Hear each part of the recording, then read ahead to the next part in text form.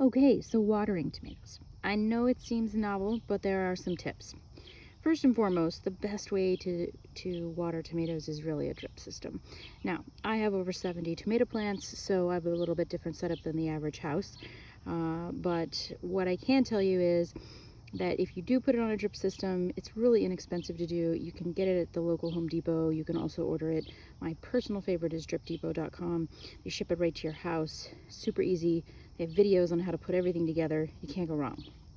But as you see, this little tomato has a little dripper set up to drip right at the base. Keeps it dry on the top, ground wet. This is a Malakatova, a big old green tomato, full-size tomato.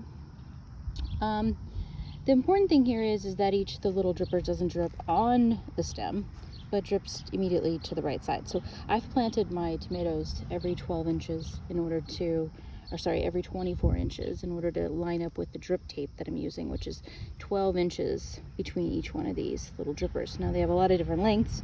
You can get 8 inches, 12 inches. I think you can even get 24 inches. So it's really important that this sits right here. Now, if you don't have a drip system or don't want to put one in, the other thing is to how you water it. We don't want to water the tomatoes from the top.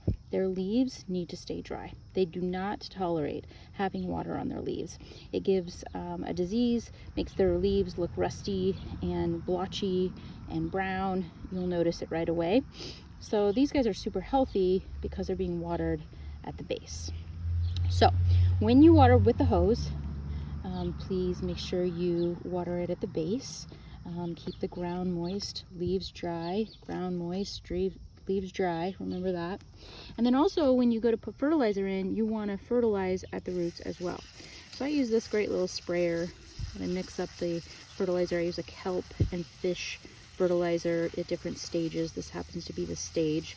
So these guys get a nice drink, leaves stay healthy, and then that moisture from the drip tape sucks it into the ground even further for the plant to suck it up.